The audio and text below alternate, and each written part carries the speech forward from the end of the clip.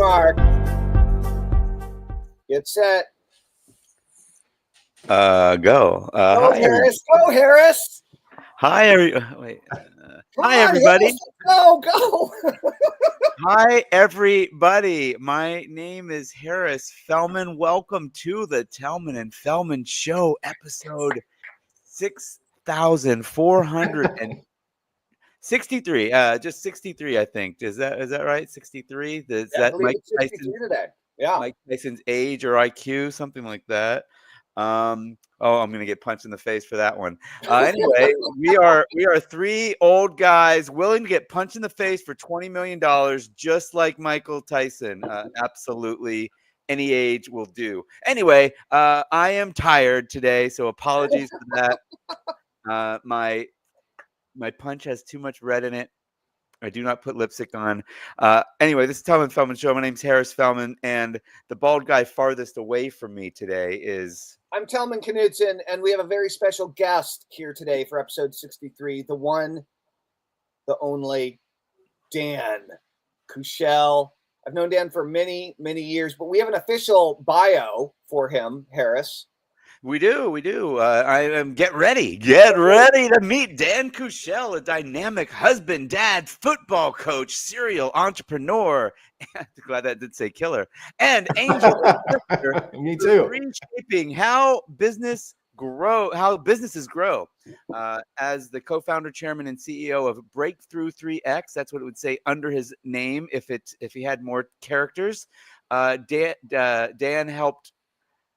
Dan helps found as the anyway, as the co-founder, chairman, and CEO of Breakthrough3X, Dan helps founders and CEOs get more leads, appointments, and clients daily by offering a fractional CMO and a team to execute everything for them. With over 30 years of experience, he's built 13 companies, and I'm only aware of 3 of them, so that's amazing.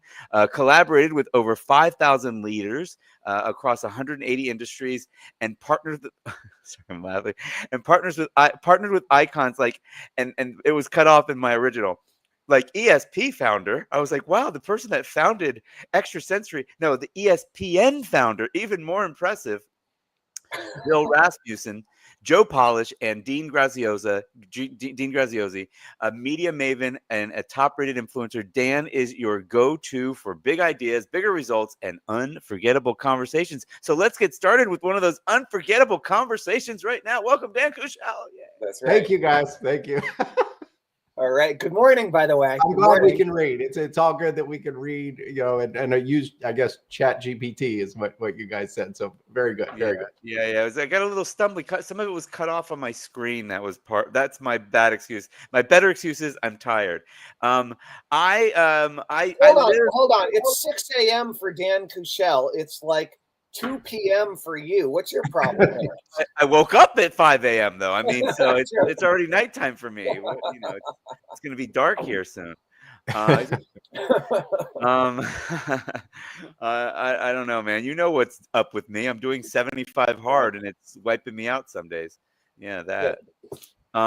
Anyway, I remember when I came to meet you in person for the first time, and the weather slapped me in the face as I crossed the street. I had just moved to Phoenix, Arizona, or actually I was in Scottsdale, and I don't know if you were in Scottsdale or Phoenix. I don't remember, but I moved there in the summer, and I think it was like 124 degrees, and you're like, come on down, meet me at my office. And I remember parking and crossing the street, and oh my God, that is...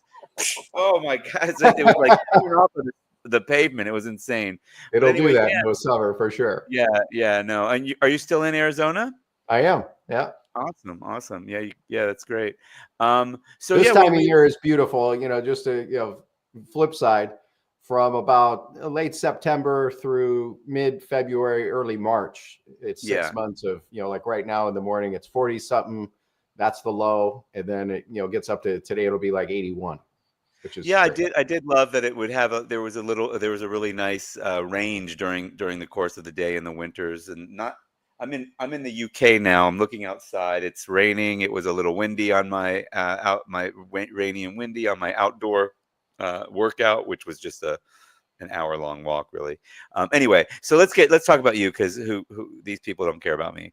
Well, maybe they do, but we care. We care about you. We want to learn about you. So we like to start with like your origin story. What's your superhero origin story? How did you get into business? How did you get into internet marketing?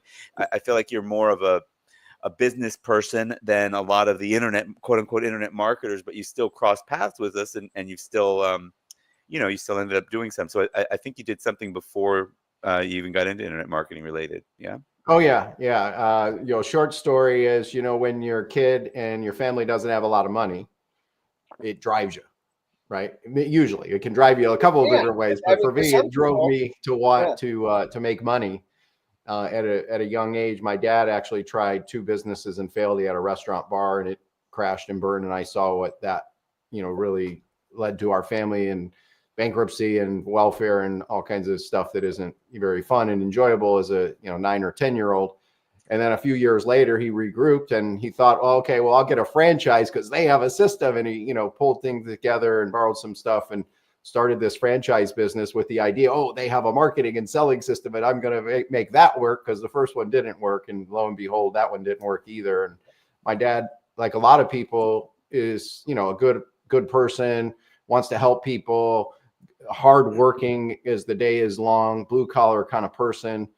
And he just couldn't figure out how to make marketing and sales work. And then, fast forward a few years, I was, my dream was to play pro baseball. It didn't quite work out, really. I just didn't have the talent, probably. And my sister, during the summer of one of my college seasons, got me a job in a marketing company.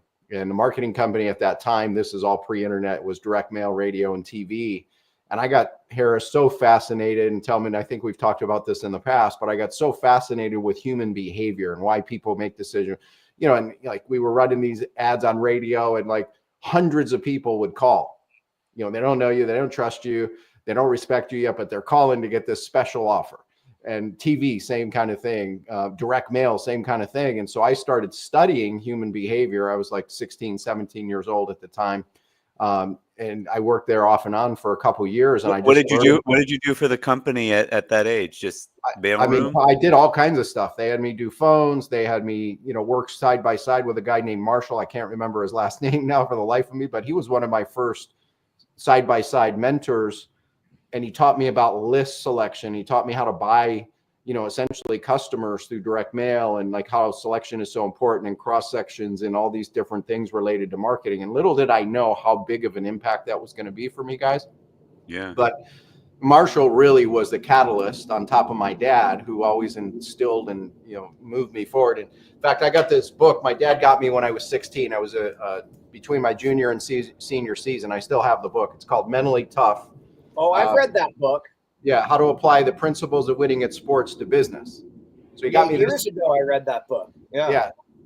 He got it when I was 6. And again, little did I know how much of an impact for business this would have. But I mean, it was amazing to me. And applying all this stuff, during that time in the market, I started getting introduced to people like Tony Robbins and Brian Tracy, as well as Tom Hopkins. And I started just studying this stuff. It became, I was in college, kind of bored to tears, and I was like just diving into all this stuff at the same time. And then introduced to their work, not them directly yet, right? Introduced to their work, and I started actually going to some of their seminars at that time. Now fast forward a couple of years, I think I was 19, 20 when I went to the first seminar with Tony and then Tom Hopkins, and then started like just completely diving into everything that the three of them had. And so go to my senior year of college, and again, I was kind of bored. I went to be a teacher, and I watched a lot of friends graduating, and they were like getting these jobs for 12 grand, 15 grand, 18 grand at the time as a teacher. And I was like, that sucks. Like, why would I do that? And I was in this marketing thing. I was like, everybody else seems to be doing it. So I had the idea, and I started my first company when I was 22 in my senior year. I stopped going to college at the time, and that became my first company. And it was built off of learning how to build an irresistible offer, number one, right? We call it mom. Everybody loves mom. So here's what I've discovered from Marshall. You got to love mom in business and in life, right? So the mom is first, you got to focus on your market, the selection, who do you want to be a hero to? You also got to focus on the model to bring them in, because if your model sucks, it doesn't matter how good the marketing is, you're not converting. Like, you can't convert, you can't convert. It's not the marketing's fault. So market and model, then offer. You have an offer that's terrible. It's not irresistible. There's a bunch of friction to it. No wonder it's not able to convert. And then the last part is really the marketing that fuels it. It's like fuel to it. They say money makes us more who we are. I believe marketing makes our business more of what it is in the bigger picture of things, because marketing will amplify. If the model, the market, and the offer suck, well, you'll find that out pretty quickly with your test with marketing. But marketing, I believe today now always works 100%. It always works. It's the other three things that if you've got off, you'll expose very, very quickly. So those are a couple things in the early days. And I was very fortunate getting started. We went out and we got success, from a practical numbers point of view. In the first 6 months, we did over 7 figures in 6 months. I was 22 years old. I was business partners with somebody who I was a friend with. We had a handshake deal. Unfortunately, he liked the bank account more than me. And what I learned very quickly, and I take responsibility for that, because for me, what it taught me is I was good. I maybe have been good at marketing. So many times our strengths early become the weaknesses later, because we continue to wear the same damn hat over and over and over and over. And make the same mistakes again and again. Is getting out of the business and working on it versus in it, and being more like a chairman or investor instead of the operator. And that's a huge transformation that I learned like very early. But then it was like grueling for 10 years where my businesses were up and down roller coaster. I mean, I failed miserably. I shut the first couple businesses down, started a couple other ones, and so on in that 10 years. And then, things kind of turned around pretty quickly because I just stayed at it despite some of the failures. So that's the beginning journey. You need an A. It's MOMM. We got to come up with an A for it. Then it could be mama or mommy. That's right. Yes.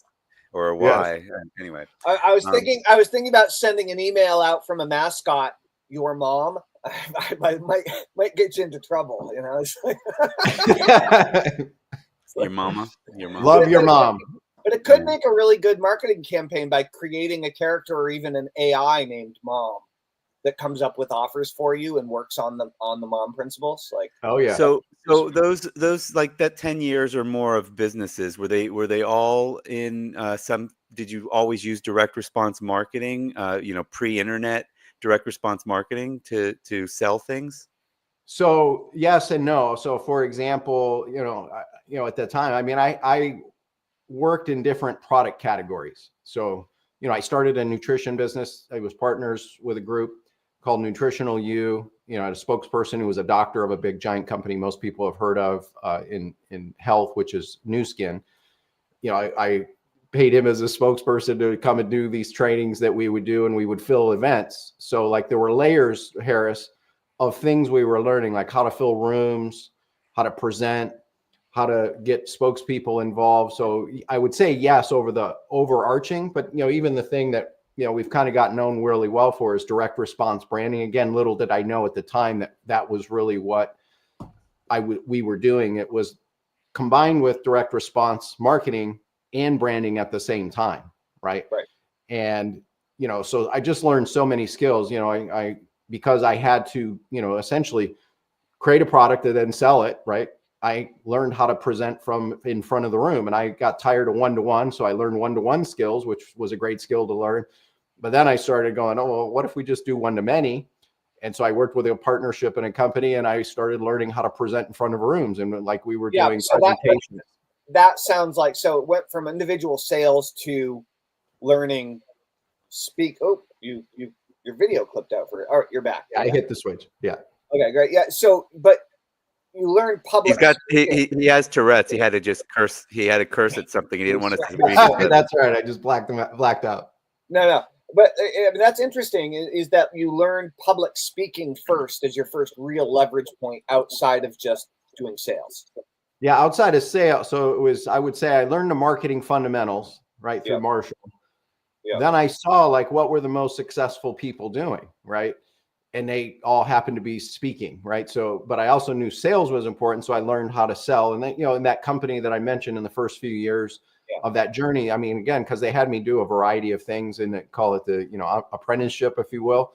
so I was taking phone. I learned how to convert. I learned how to, move people from one stage to another, pique their interest, and then, do closing and all that sort of stuff. They had us build packages, we'd call them today wow packages in marketing, but like we were, if you guys were health club owners, this is, the business, the company was called Omni. And if you were a health club owner, we'd call you and go, hey, Harris, hey, Tellman, if we could show you a way that we could help you get, a couple hundred more new clients in the next 90 days or less, and it won't cost you anything up front, and we'll pay for the ads on radio, TV, and direct mail. Would you want to know more?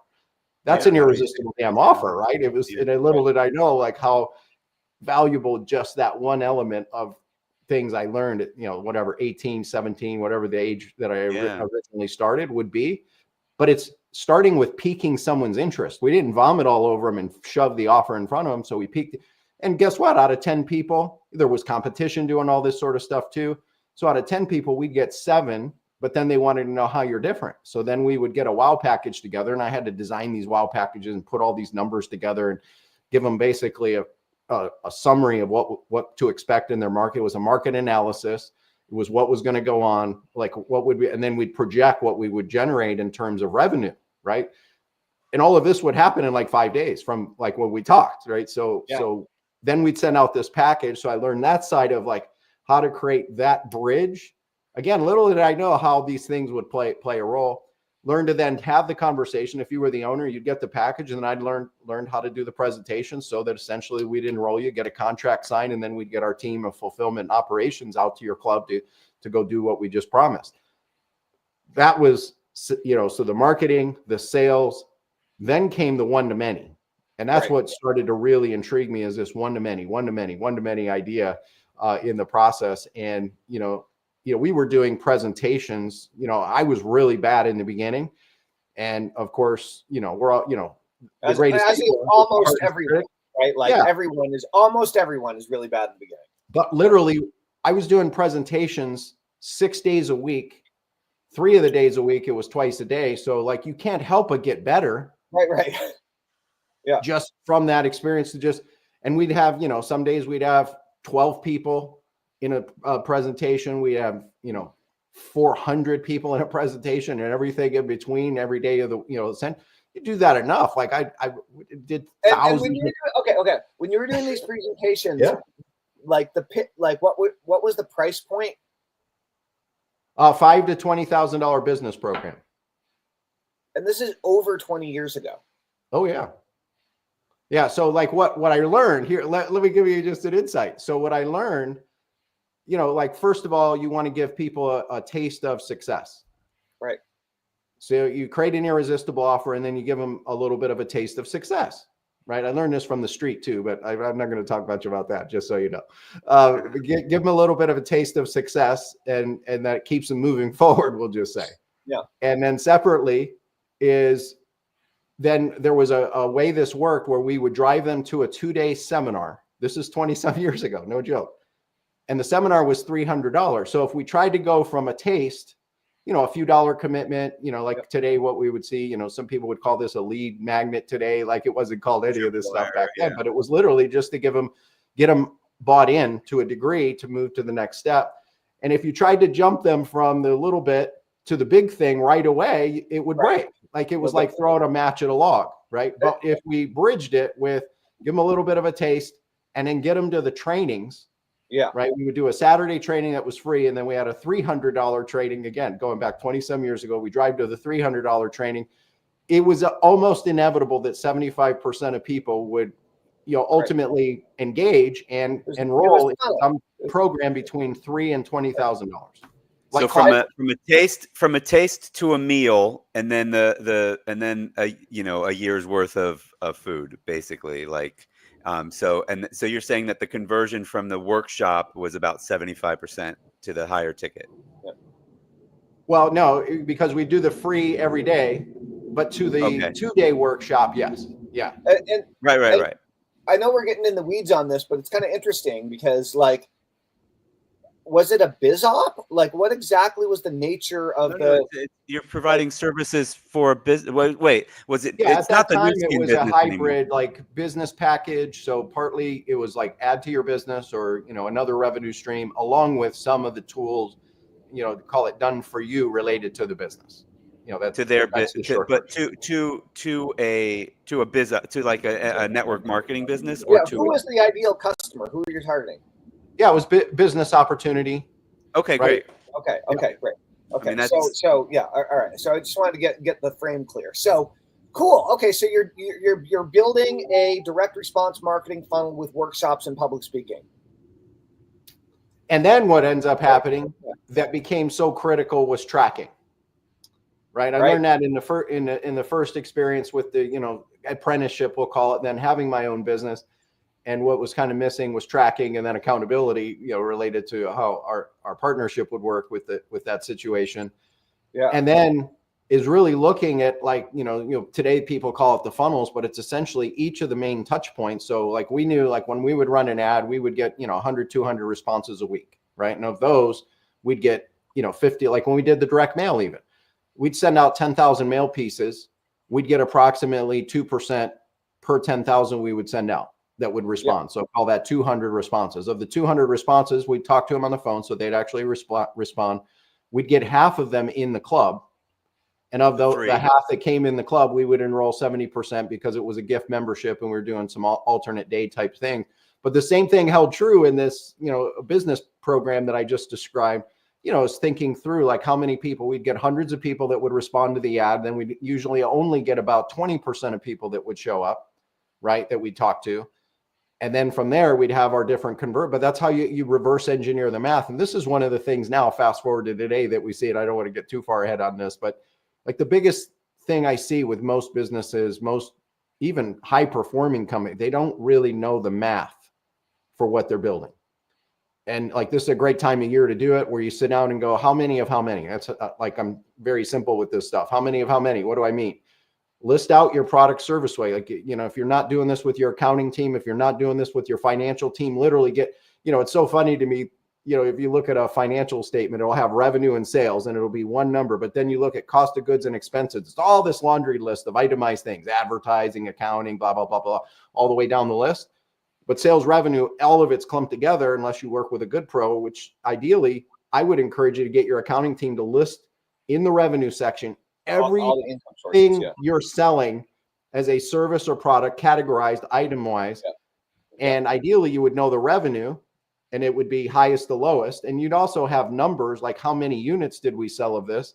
Because most people would be well served to cut the bottom 20% off of whatever that list is and focus the rest of the energy on the high performing things. And you'd be amazed at how that all by itself would grow your business exponentially. If not a higher number than 20%,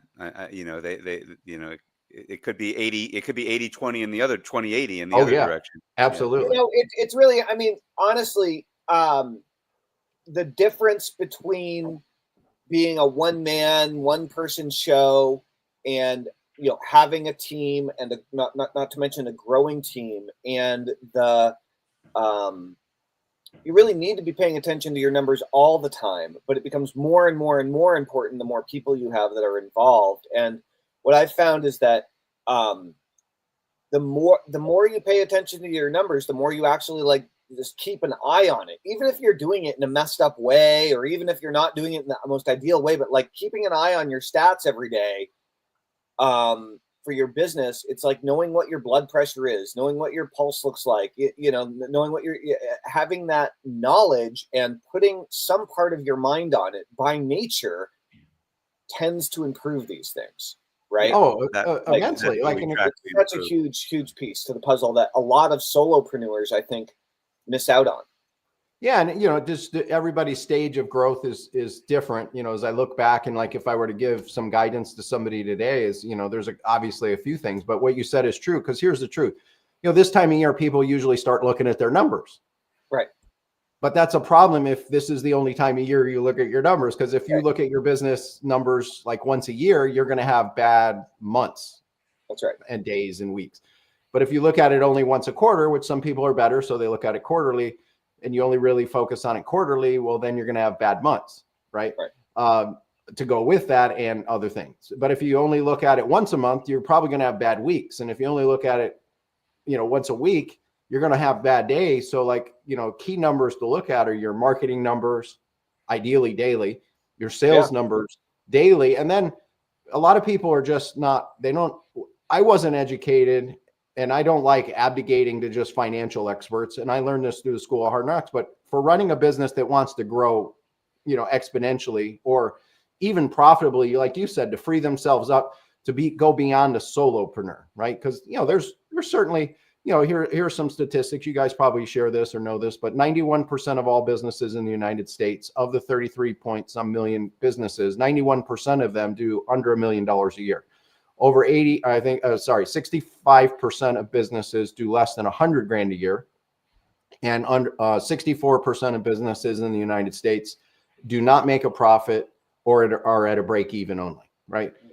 The biggest things we see that allows companies to actually grow more profitably and beyond $1 million, so beyond the 9% that is there, 1 to 3 million, 3 million to 10 million, is they have other people. But a lot of people just don't understand how to work the numbers, and I think that's the thing that really kind of keeps people in the dark and limbo and teeter-tottering and doubting and so on. So like what I figured out, here's a quick and obviously every niche can be a little bit different, but you look at your top line revenue, right, and then you go 25%. Well, what is 25%? 25% of whatever the top line revenue is, you want to like allocate in a growing business that wants to grow towards labor, contracted labor, and pay to whoever it could be the solopreneur. If you do 100 grand, really, you should, if you really want to grow a real business, you'd pay yourself a max of 25% of that top line. And you wouldn't dink around with paying yourself, car pay, all this nonsense, because you're not growing a business that way. You're sucking the oxygen out of the business from a math point of view. And it's 100%. I've seen it this way. Now, can it be a little higher here and there? So you got 25% for labor, 15% extra for, call it, fulfillment. Now, when you combine 25 and 15, that means if you're doing all of it, you can pay yourself in a solopreneur up to 40%, but then you want to leave cash in the business to invest for things, the smart people. There's a recent report from Hinge Marketing. They did a study, growth companies, they shared in their study of whatever number of people they had to do this study with. But they found that the true growth companies invest in marketing minimum 10%, but many of them are between 10% and 15% of their top line revenue into marketing. Right. The non-high growth companies on average only invest about 6% or less. Right. Makes perfect sense. So if you go 25% for labor, 15% extra operation, you got 10% right here. Well, now you start to see what's left over in your profit margin. Right. And by the way, when I use these numbers, because some of these costs get, hidden in cost of goods versus expenses. And when you say 10% for marketing, that's marketing and advertising. Yeah. Yes. So like okay. Yep. So if you do the math, if you reverse engineer the math, now you go, okay, I got, 28% left over for profitability. That's how you can fuel the engine to really create more growth done the right way. Anyway, I didn't mean to go off on that, but you bring it up. Okay. I like that. I mean, I don't think about things naturally in those terms, and so it's a really good reminder for me to adjust some things. Like that's a good framework. Yeah, and awesome. It also makes like a lot of the digital products industry that uses 50% affiliate marketing. That seems almost, it's foolish or lazy, because if these bigger growth businesses are doing 10%, are basically they're saying, okay, we're going to use 10%. Then I guess ultimately they're giving up some of their own pay essentially by saying, I shouldn't say lazy. I mean, I've done affiliate marketing for a long time. I don't mean, but I do. I like when I look at network marketing, I always think that like a lot of those, many of those companies, like they come up with a network marketing pay structure almost to avoid doing their own marketing, to just say, okay, we're going to let the people in the network figure it out, and we won't do the marketing. And I think affiliate marketing is, I mean, it's people get spoiled on affiliate marketing.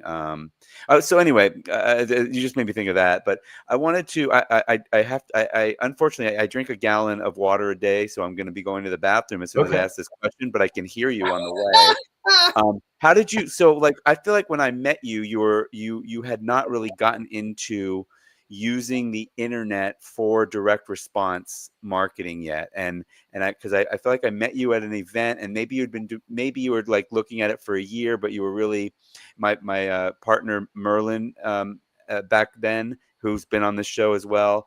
I remember you and maybe Josh Shafran met him at an event that we were all at. And, he was, he's a pretty good, copywriter, and understood this. Google ads. That's what it was. Back in the day, he was really good at Google ads. And, so what was your entry into like the digital marketing space from the direct response space? Yeah. So, you bridge these things together. And so, for example, the short story, I'll give you the shortest version I can. I was introduced to internet marketing concepts, probably around 98-ish.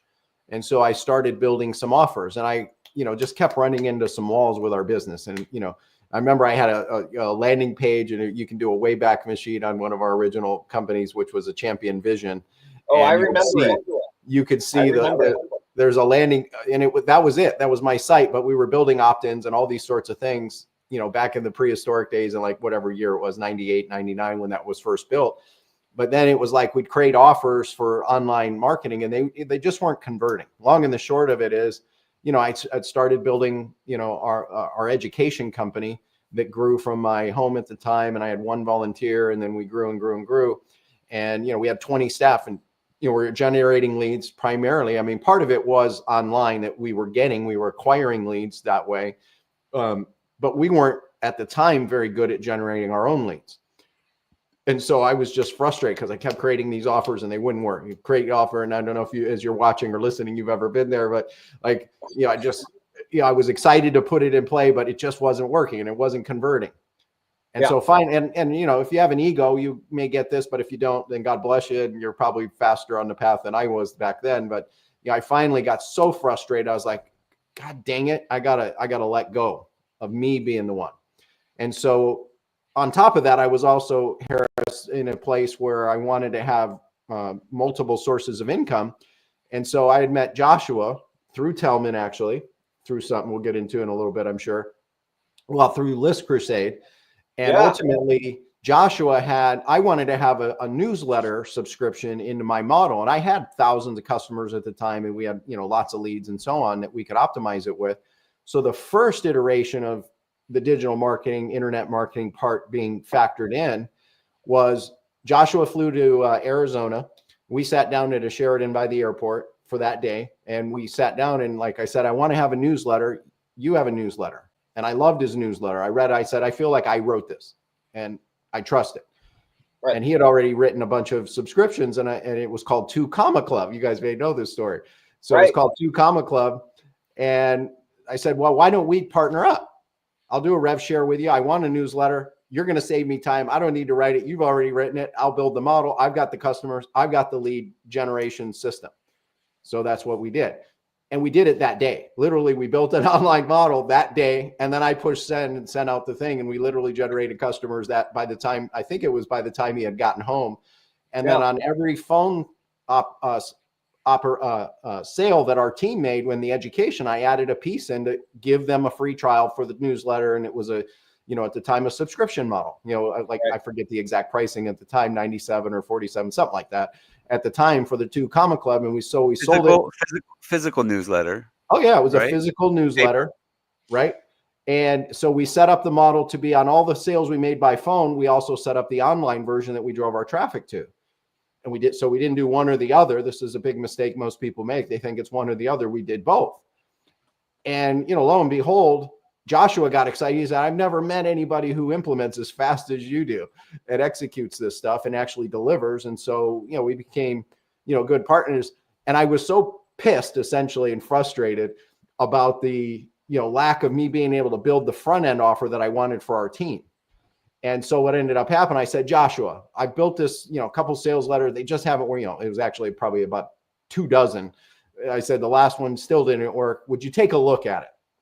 And just tell me what, because he asked me, he said, well, what can I do for you? Like you essentially built me a business this way, or in a revenue stream.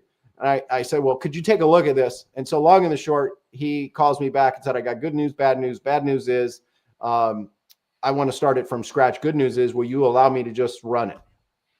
I'll interview you. I'll interview, some of the team members, et cetera, and we'll come up with something amazing. And essentially that's what happened. And I also got to see I feel a genius in his own way of real deep diving into customer persona, customer client stories, all these sorts of things, and how that unfolded. And that was a great learning lesson. And also me getting out of the way of it to work and we worked side by side, and I forget exactly how long, and I don't want to give you complete, misinformation. So, it took time for all this stuff, anything worthwhile I forget if it took 90 days or whatever it did, but essentially we went through that process together. We launched online. That was around the time that we were here for a conference together in Phoenix in March of 2000, whatever, 5 or 6 or whatever it was. And Merlin was here, and it was called Think Like a Marketer, hosted by Bill Harris and Brad Anton. Yeah, we were there together, and we incorporated incorporated Merlin. And Merlin said, yeah, I'd like to be a part of what you guys are doing. And so we brought him in as a traffic partner, and also he started managing our relationships that we built together as a team. And we built this thing out, and it grew and grew and grew. And ultimately through that segment of things, and then the other media, we were running, trade magazine ads, things in Success magazine and other magazines. We built an infomercial together for a front end thing, all these things, radio infomercials, which was really, all of this was built off the back of that radio infomercial that I got, for my book here. This is the newer version, but I had this book and I wanted to get it out. And that actually was the catalyst to ultimately go from offline, because, people would, listen to a radio show. We were doing the free plus shipping offer back in 2001 with the book. And we had some upsells, and it was all phone related. And it was like, how do we turn this online? Which is, again, part of where the frustration came, because it just wasn't converting like it was on radio. And, I took the radio show and I put that out in multiple markets across the country. All of these things were just little links in the chain that ultimately we grew that education company between all divisions and all things to about 200 employees and, 20 some million a year in revenue. I think somewhere in a range, impact wise, we did somewhere around 100 million before I sold that company. I was just going to say, I thought you sold. What year did you sell the company? I'd have to go back. I think it was 2007 or 9, somewhere in there. Yeah, you sold the company, and then didn't you kind of semi-retire for a while? Yeah, exactly. I got bored of tears. I'm bored of tears. Yeah. I love building stuff. I like if you meet my wife, T, she would tell you he's not retiring. He likes growing stuff too much. But, there's different paces. And this business we run today is more of a boutique business. We work with about 20 to 25 private clients at a time, kind of helping them do the things we learned through all of this craziness, building, you learn a lot when you're spending $100,000 a week on online media. You build 2.5 million, 3 million subscribers and 200,000 customers. There's just a lot you learned there. So it's like, okay, how do we pass this forward? So, yeah. So where are you at? So we've kind of, bridged up to the future. So what are you working on now? What are you like? You're not. So I mean, that 200 person company, that was a phone sales coaching, and it was coaching, education. We had a variety of teams, variety of brands. Actually, I learned that early is don't build it to the guru. I wasn't even the face of any of it. And I had one little piece because I enjoyed that, staying in the mix to a certain degree, but I almost mentioned that in the intro, that you're like almost an underground or an unknown, person in an industry that has a lot of gurus. Well, so this was really interesting. You're known by the gurus. Yeah, exactly. During that time, I mean, that's when you and I started working together, Dan. And so Dan had this huge sales floor with like 200 sales guys packed in there. And they had good conditions. Don't say that, Tellman. Packed in there. Like sardines. And they're all chained to their phones. And I remember that I think what happened is we probably got introduced by Chris and Janet Atwood, right? Yep. And for List Crusade, because they became my affiliate managers. They also introduced me to Jay Abraham, right? And actually, I should get Chris and Janet on the Tellman and Fellman show. I haven't talked to those guys in years. And so we interviewed Dan and we did a teleseminar, I'm sure, and sold some stuff or whatever. And then I found out that his team knew how to do high ticket phone sales, and I did not have that skill. And I did not have a high ticket program ready, or it was in the perpetual marketing machine was in the process of either being sold or had been sold, but I didn't have like a scalable way to sell it. But we were generating a crap load of customers all the time for our, like My First List and other front end internet marketing list building programs. And so what we did was Dan and I did a teleseminar together where he you and I think you sent that recording to me at one point. I appreciate to lose it. If you have that, dude, please send it to me because I can't find it for the love of God. But we did a recorded teleseminar together. I think you probably outlined. It was probably your full structure. Yep. And then we did it. And then the teleseminar, this is a conference call Bridgeline, guys. The teleseminar led to a sales call. And I don't believe we said the price of the program on the teleseminar. Right. And it was like a 74-minute teleseminar, something like that.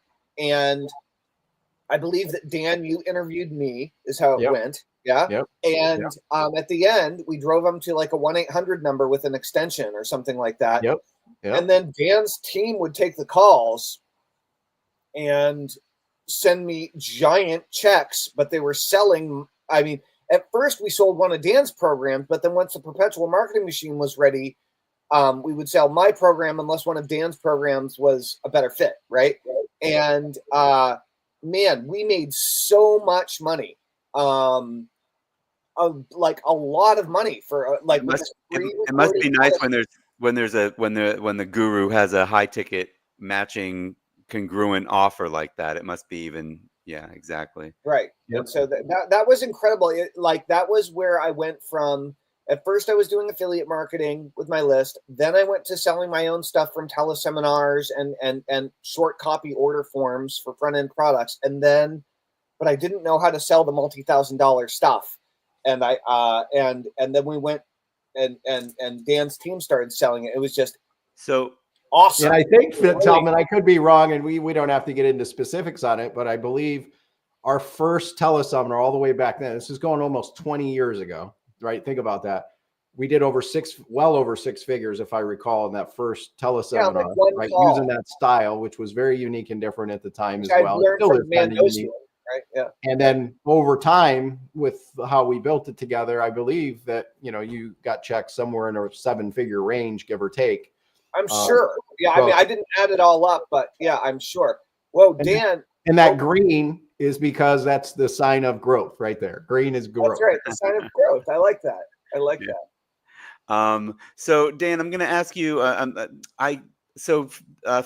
having a phone room, I feel like you're one of the few that managed to stay out of trouble. Does that sound right? Yeah.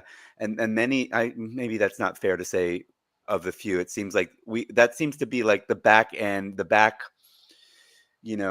underbelly of the internet marketing, digital marketing space, where a lot of people end up in relationships unlike the one Tellman mentioned, or much like the one Tellman mentioned, but they end up with sales floors that are more more aggressive, less compliant, get in trouble, and then the whole thing, comes crumbling down. But we still had to deal with those issues. Those issues still can't come up. You know what I mean? Like, even if like those challenges of, are you pushing too hard, not pushing hard enough? Where is it? Compliant, not compliant, moral, ethical, like these come up with these teams anyway, even if you do keep it squeaky clean. Like, well, yeah, I mean, sure. I mean, moral, ethical. I mean, people don't read 90% of the books that they buy. So, like, I mean, is it ethical to keep selling them books? I don't know. I mean, right. That's not. But anyway, my question was, how did you manage to stay out of that? Like, what were your processes to kind of keep? Yeah, I mean, I think I looked at the business in a unique way, Harris. I mean, it's a great question, and we don't offer a done for you sales thing anymore. Like, we work with people like Tellman and some of the other biggest names around to do this part of it. And I think what I don't know, accidentally, on purpose, whatever you want to call it, just seeing like what you described, like the horror stories of these, Utah rooms, and like how they would grow and then they'd implode because they get shut down by the big 3 letter word groups and organizations out there with compliance issues. So, there's nothing perfect. I don't claim we had a perfect model or system either. However, I saw a few things. One is when you have a bunch of people that are making a lot of money, like as closers, and you don't put like guide rails around them, like they can go off the rails, right? Pretty simple in any industry, in any business. So one of the things we did is I flipped the model. I found that it was easier, and it was very highly competitive in Phoenix here. So I flipped the model. And how did I flip the model? Was I turned customer service people into high performers. We don't have time to go into all of it, but essentially what we did is, one is I realized customer service hate to close. They suck at closing, and they don't want to sell, even if even if they say they do. So you got to understand the skill set, different customer service skill set and closing skill set. Customer service, we turned into high performers. The way we did that is this one-to-many fascination I've had since I was, younger, that we, kind of alluded to a little bit earlier. So what did I do? I had our customer service people do what they love to do, become a people person. They would, do the qualification, pre-qualification. They'd find out about them. They love to learn about people. They'd ask the questions, right? Discovery, whatever you want to call it. And we had like essentially a 1-page outline to go through that process. Then I created an audio presentation because I didn't want to risk salespeople saying stupid stuff to people that wouldn't be accurate. Right. So instead of even relying on a salesperson to describe the program and the tools and the pieces that go with it, we recorded it. And at that time, we had, imagine 100 plus 200 people pressing play on a audio presentation that was, 7 minutes to 12 minutes. So it was essentially a webinar or a teleseminar in 12 to 17 minutes that they would play. They'd set it up for the person, go pay attention, and we'll join you when we're done, and we'll talk about how to move forward. So the customer service person was pretty much done. Now the presentation would go to, and we then had a rotating group of X number, call it enrollers, 7, 8, 12, depending on, stage of the business, or even 1 when we were small, doing that part. And our enrollers would spend 99% of their time doing what they love to do, which is enroll and close. And the customers spent their time. And so we mirrored these two things together. Yeah, but you also took out the place where a normal closer is at risk of lying. And yeah, amazing. And then we didn't stop there. We required 100% of the sales to have 2 things. And again, we don't have time to go into all of it, but high level is, number 1, they were required when they would do the enrollment, like they would have to do this compliance verification. Right. And in the beginning, the salesperson would do it that did the thing. And then we actually would redirect their call to someone that would go through this. And it would say things like, this is not a business opportunity. There's risk in anything that you do. There's no guarantees here that you're going to make, like really hardcore, like in your face in the first 10 seconds. It wasn't buried in like a bunch of terms and conditions that nobody reads. It was in the open. You're trying to shake the people out that had a misunderstanding. Yes. Then on top of that, we had an online form that when they, because we then, send their fulfillment package, and there were part online and part that we would ship, right? Because I believe in both sides of it. We would have them go online, and when they would log into their account, it would have that very similar disclosure that they had to authorize that they read it and understand the terms.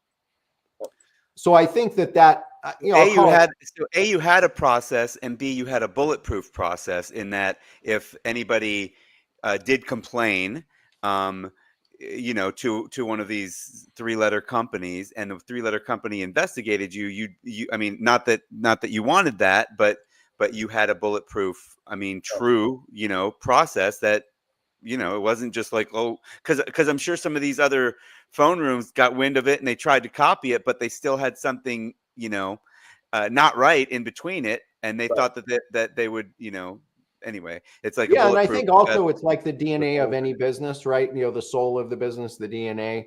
Like if you look at, we told our reps, Tellman kind of alluded to this, that fine line, the bridge, right, Tellman?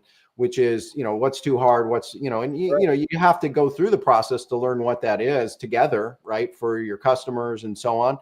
And at the same time is if you look at them as a transaction versus the lifetime value, it's a very different way you go about it. Like one of the other safeguards we had that you guys may know, Tellman, you may remember, but we would actually limit how much we would sell a client to back then. Nobody did this. Like, there were a lot of those rooms you were talking about, Harris, they were selling $30,000, $40,000, $50,000 packages, even $100,000 and they just didn't care if they got, basically just because you can sell something to somebody doesn't mean you should, right? Yeah, right. So I also built another safeguard. You were just about to sign a second mortgage on your house already? Okay, well, great. Guess what? We have a $50,000 program for you. Yeah. Exactly. So we limited our sale. I believe, it moved through time, but it started at like 6,000 and it went up to 7,000. And then by the time we sold it, it was at 7,900 was the cap. Like that was the highest. Now we knew we could get more. And I know the company I sold to, they certainly, they had other, plans and different things like that. And they had other programs and I think they really loved the idea of getting 2 million subscribers plus and, 200,000 customers that we limit. And of course, not everybody bought to that degree, but like, but still, that they knew they had a more room to be able to work with to, offer the different things that they felt complemented what we did. Yeah. Sure. So. Right on. Well, let's move into now, because we're getting close to the hour. And so like, what are you, first of all, before we get into what are you doing now, you flashed a couple of books. How do people get, what would you like people that are watching this maybe to be able to get from you, and where would they get it? Yeah, if you'd like to just, tap into what we've learned in, 30 years of experience, and especially recently, we've got clients that we help them build, we help them grow, and then we help them scale to sell, exit, even prepare to go public, some crazy stuff like that, a whole different way to go about it. But we put this book together that really outlines what to do, what not to do. And we call it, it's our unique framework, direct response branding, the new model for exponential business growth. If you want to get this, what I decided to do for you guys, as part of Harris and Tellman's group and show, is you get to choose the price for the book. And then you'll get about $1,800 in bonuses that come with it. Some from video training to checklists. I'm big on checklists like that. That phone checklist that I mentioned that we turn customer service people into high performers. We're going to give you that, like the most updated version of it. And several other tools like how to be a better CEO and, different things to run your business properly, et cetera. You'll get all of that by going to the link that I think Tellman or Harris put on the thing, breakthrough3x.com business dash holiday. You can go there, choose your price. And the other part, because of the holidays, I'm here in Phoenix. We have a lot of kids that are, don't get fed, which is a crisis here. So for every book that gets ordered, we're sending 10 meals to feed hungry kids here in our area through the, different resources that are available here. So, choose your price. Hope you'll be generous and know that, what you're doing is a force for good too, to be able to feed, 10 meals to hungry kids too. Dan, is this built on high level? I'd have to ask my team. I think so. Maybe. I like the choose your own price. I recently rolled something out similar. I was gonna ask your advice on it. A choose your own price situation. I've used Samcart for that before, and most carts don't have that capability. And but looking at this page, it feels high level-y to me. So by the way, Tellman, I did check, and by Dan, I'm doing consulting work, monthly consulting work for Warrior Plus. If you're familiar with Warrior Plus, if you ran across them at all, and they do offer that, but secret. They kind of only offer it to people with really high vendor ratings or somebody that knows somebody. So they also have that as well. Like I told you, like they've got all these features that people are really surprised to know because it's really marketing facing. Anyway, I'm just just kind of circling back on that. So you're not doing that. What are you doing now? So it sounds like you're the main people that you're looking to do business with is just a handful of businesses that are already in that 9% range that are already doing over $1 million a year or 10 million a year. Like, who are your key businesses and what do you do for them? Yeah, short version is, a lot of smaller companies struggle to get leads, appointments, and clients daily, right? And also profitably, right? So we built a team of about 30 to 40 people now, actually growing even more than that as I think about it, that do a variety of things to take ideas and turn it from theory to reality. And what do I mean by that is, so number one, we offer our fractional CMO for strategy service, plus the most important thing that our clients get is the execution. So like whatever idea, like let's say we came up with an idea, kind of like I described with Joshua earlier today in that whole thing, we come up with that idea, our team just executes it. We get it done. We're really great at execution. And then on top of that, so from writing copy to creating the campaigns, creating the models or funnels or whatever people want to call them, the automations, this sort of stuff, as well as helping structure the offer, helping build the offer, helping, run the paid media, right? We're a lot of, we're a hybrid between a few different type of models, where most agencies are like, they're relying on one thing. Like if they know Facebook or they know Google, or maybe at most they know two. We've got a team of specialists, about a dozen of them that actually are specialists up to 12 different platforms. Now, not everybody's going to be on 12 different platforms, but the reason that's so important, like this time of year where we're at right now, there's a flood of money coming into the main two, Facebook and Google / YouTube, right? And well, what about the other platforms like a Rumble, right? For example, or platforms like, Reddit, which surprisingly for local businesses can drive a lot of momentum, or things like even Snapchat that, a lot of people don't know, you can really tap into some sources there.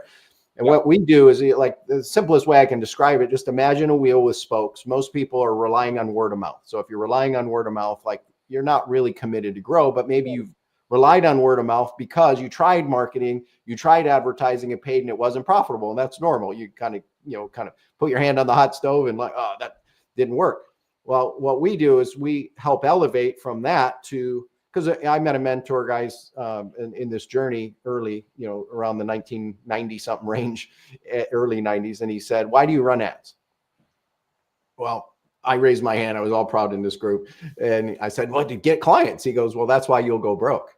He said, you run an ad to get a client, to serve them, so they give you referrals, and that's how you create infinite multiples. So it's a hybrid of not affiliate or partner marketing and direct, call it advertising. It's merging the two. Same with direct response and branding. Merge the two. They're not isolated. They work really well, and they're like a tide that lifts the boat. So if you think about it, you go from, say, one spoke or maybe two spokes where you're kind of dipping the toe, and just add like a third or a fourth or a fifth. And a lot of time, like we just had two of our companies that we've worked with for the last 18 months that have sold. They sold their company. They grew from where they were to, one of them was mid 7 figures, another one closer to 8 figures plus, and they sold because part of it, they had a marketing system. So what we do, our mission is to come in as a fractional CMO and execution team, build out these spokes profitably, get more leads, get more appointments, get more clients every day profitably, and then leave a system like we did with these two clients where it's a system. So like the new owners in this case, where they really got out of that was their vision. Like it might not be your vision. Like you might just want to be more in a chairman role, but still run the business and,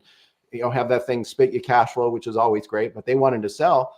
But the new companies are carrying it forward. One of the two companies, like, your marketing is so good. They're one of these private equity groups in a niche of service businesses. And they're like, you guys have done such a good job. Would you consider doing this with our other, 7 to 8 businesses, which, we're in those talks to, see where that ends up taking us. But these are the kind of things. So to answer your question direct, fractional CMO, execution team, build out the spokes one by one, and we start small. People sometimes go, well, like, do I have to spend a lot of money on marketing? Well, it should be free, actually, done right. Advertising, marketing should really be free to you. And we expect it to be. If we end up working together, that will be the only way we work together for both of us, because we get a rev share on certain types of growth. Our highest value clients paid us over, $1 million, give or take, because we helped them grow by 10 million. So we're free to any business that we're really, running properly with.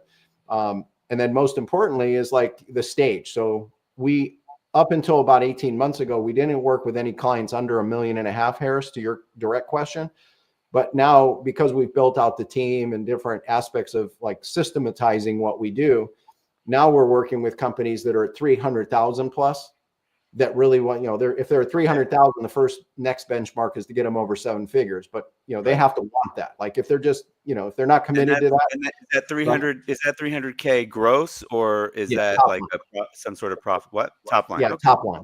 Yep. 300K per year that are hungry to get to $1 million plus. And then our next sweet spot are, companies at $1 million that want to get to 3 million plus. 25K, so 25K a month. Yeah. Plus or minus. Sure. Right? Yeah. Yep. Cool. So is there a particular industries that you focus on that you tend to attract? Like, I mean, look, a lot of the people listening, quite frankly, a lot of people listening probably have a 300K or more business, but it's probably, digital marketing stuff, digital downloads, info products, software, coaching, maybe, so do you take on clients in those spaces, or is there? Yeah. So one of our main sweet spots is education, Harris. Like we work with a doctor in education. Not a university, but like course, course, or call it a hybrid. Most of the clients we work with don't call themselves coaches. They're beyond that.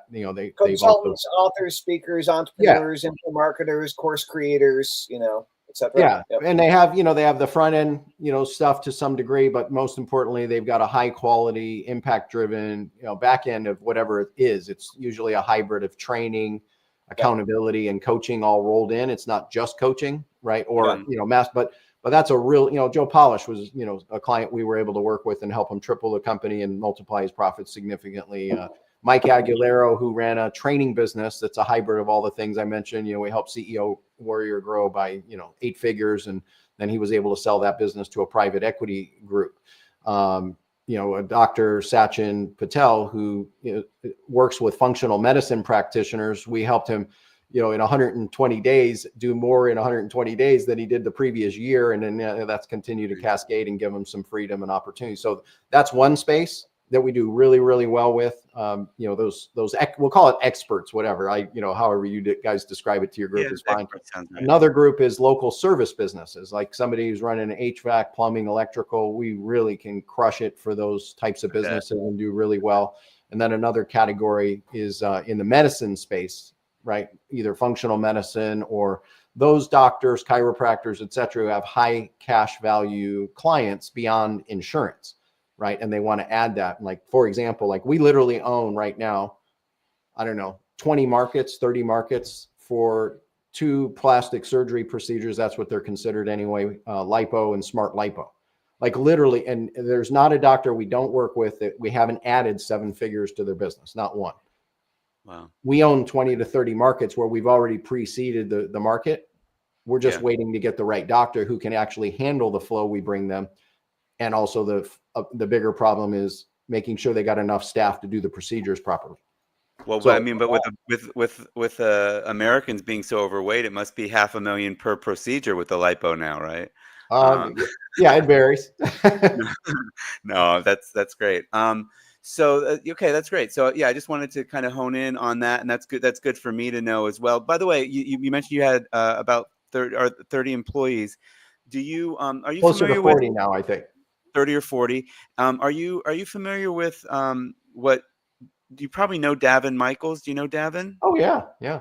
Do you know what he's doing lately? You should probably reach out to him. He's got this like health benefits package that he brings to companies with, I don't know, 24 or more employees, and basically the employees get a benefit, and because of the benefit, there's tax write-offs that offset it. So it's essentially like profitable.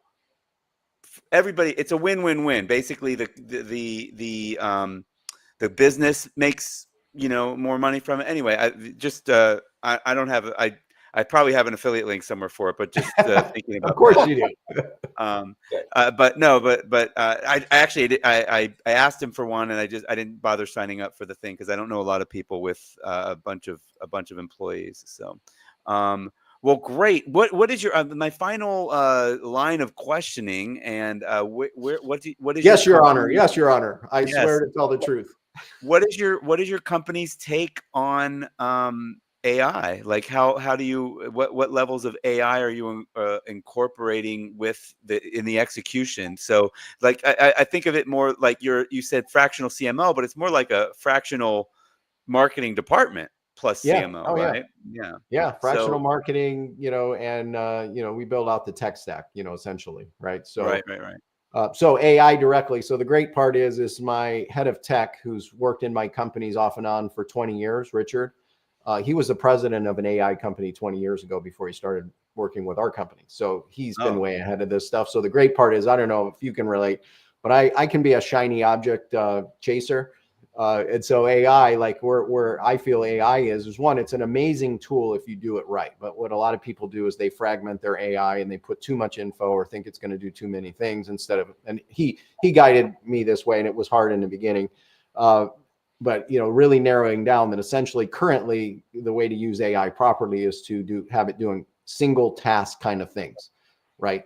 And so he's in the head of it, and that's what I feel like we're really good at. I've got the heads of things, so I can just go to them, and it's kind of like that old Henry Ford thing from Think and Grow Rich: push the button, and like, what are we doing? So we've got tools that support our team to just make them more efficient, more productive.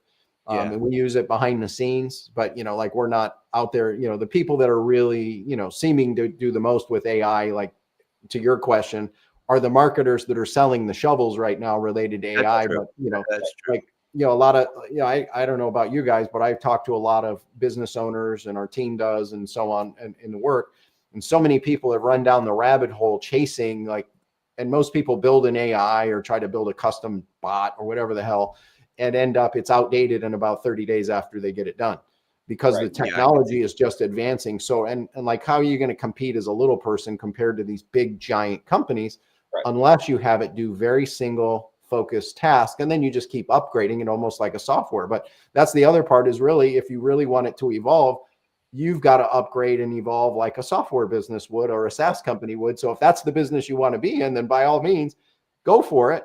And it's probably, if it fits, go for it. But there's a smarter way to use AI for most people if they focus on single task things, and also try to stay away of, just the buzz around it and all the hype around it. It's multiple shiny objects. It's multiple shiny objects all in those two letters, AI. There's shiny object universe is what it is. Oh yeah. It's incredible. I guess when with you and your background, it got me thinking about it's close. It's kind of there with some of it, where the AI will do the outreach, which all that means is you sent an email, right? Or you sent an SMS, but then it will have a conversation, much like the recording that you pressed. Instead of it being the 12-minute recording, it's now automation that's talking back and forth with, like, it's either text, which is, very good. And they're not necessarily trying to fool anybody, or audio. And some of the audio now, like they'll put the sound of a phone room in the background, and they'll purposely add some ums and with the AI, and it sounds really good. It probably doesn't fool the most people, but it's not meant to. It's basically like, okay, I'm getting a recording, but I can ask the recording questions now. So it's just some really powerful stuff that I was just thinking about, like, wondering if and you've kind of already answered it, how you're implementing it. And that's what. Productivity, efficiency, right? It's amazing what it can, you can go to a company like HeyGen with video, and there's a bunch of them, but HeyGen is, pretty darn good at, creating like it sounds pretty authentic, and you can create like there's people creating faceless YouTube channels, of course, using videos from Merlin uses HeyGen for some of his I don't know if you've seen him for some of his video sales letters. I've seen it's Merlin talking, but it's a HeyGen version of Merlin, and if you don't move your hands too much, then HeyGen does pretty well. I've got one Shane, this guy Shane Nathan, who he works for Warrior, but he's also works for Robbie Blanchard as well, who's this other big affiliate marketing guy. And he showed me this Facebook ad that he did with a HeyGen model that is walking and talking. And like it really, because there's just enough going on, it really fools it's like, whoa, that's almost there. I mean, like, I had to really look for glitches.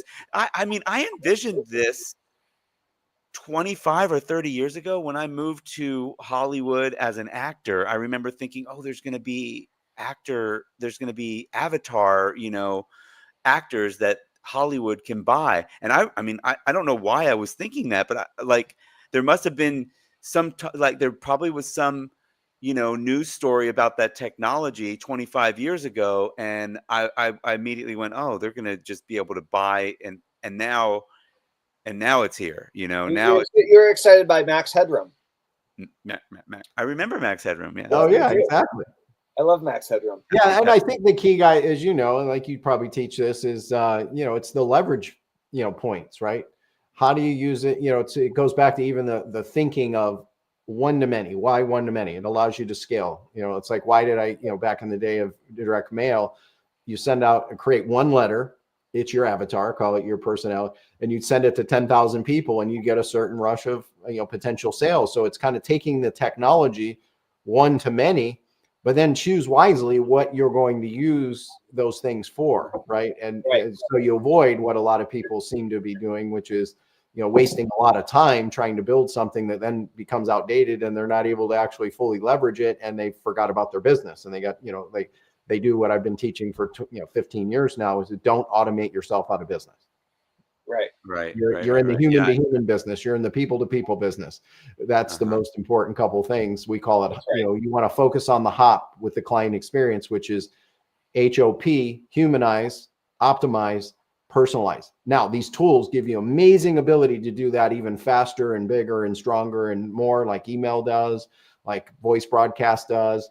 Video at scale, like individual, like you can create one video and send it to 10,000 people. That's personalized. It would say, hey, Harris, hey, Tellman, like that technology, as you guys know, and you'll allude, it already exists. So it's how do you leverage the things to become more human, more optimized and personalized one to many, right? And that is going to continue to evolve as we go.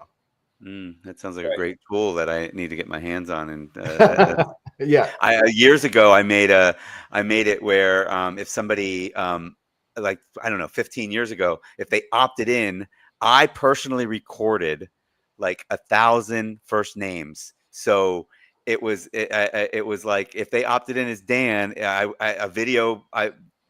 it was actually like, I think I patched 2 videos together. It was a video set. Yeah, it was a ton of work. It was crazy. It was like, it was. And what I learned was that that at the time that like you only need like 200 male names to get 90% of the U.S. population, and like 1,000 female names to get the same percentage. So, but anyway, hey, so now that tech exists that you can literally do. I'll send you the name of the company that they're the best version we've seen, and our tech team. Please do. Yeah, send it. We'll definitely use it. It's kind of expensive for most people to use, but it's already there, and I'm sure like a company like HeyGen and others like them will be building into that type of model too. And you just reminded me as you described that video example, Harris. You guys may remember back, Evan Pagan.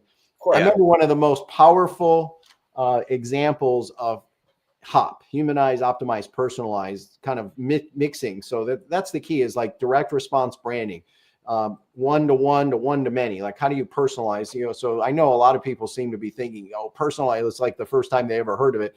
But that's, what really great direct response branding has done for 100 years. It's just people didn't put the focus on the personalization as much back then. But Evan, do you guys remember this? FedEx if he wanted you to promote, if you were a heavy promoter and could drive momentum, he would send out like a FedEx. And I remember getting one of his FedExes that had $1,000 literally cash at the top. Yep. And then he had a video attached. Back then it was on the DVDs. I don't even know if they make these things anymore, but the DVD. And then he said, please watch this video before you read the rest of this letter. And then you pop it in and you go, hey, Dan, I recorded this video because I want to invite you to participate. You've been a heavy promoter and things in the past. So I've already attached a pre-incentive for you. Whether you promote us or not, I've included $1,000. And by the way, here are the details. So that beginning, 2 minutes was pre-recorded, personalized to me. And then the rest of it was kind of, something cloned and then spliced together for whoever, whatever. Easy to do on a video, not as easy to do like back then, like on a live stream. So brilliant. I've mentioned the $1,000 that I got on this show before, but that's all I remember. I got Evan's Ferrari, but I didn't never get the $1,000. Oh shit! Here we go. Hey guys, so we're gonna wrap it up. It's been 75 minutes. Tellman, there's been a comment. We should put that comment up. We should. Yeah. Put that comment up. Oh, it's by Labosi. It's a good segue for us to mention that this is a show called the Tellman and Fellman Show. And if they want to get a list of all of the Tellman and Fellman shows, they would go to Tellman with links. With links, of course, yeah, not just a list. Yeah, here's a list of all the shows. Good luck with links to the replay on YouTube. And there's been some really, really great shows that we've done. We've done over 60 episodes now. So so check that out. And then we'll also give you other stuff too, but we won't get into that. But anyway, go to the Tellman Fellman Show. Be a fan. Get our merch. We don't have any yet. We don't even have a real logo yet. This is a real logo. That is a real logo. I'm sorry, Dolly, but this is not Tellman and I. I mean, like, look at this a little bit. No, don't look at it too close. Just that's fine. It's anyway, just after yesterday with whoever it was saying the AI doesn't have a soul, right? So let's be honest.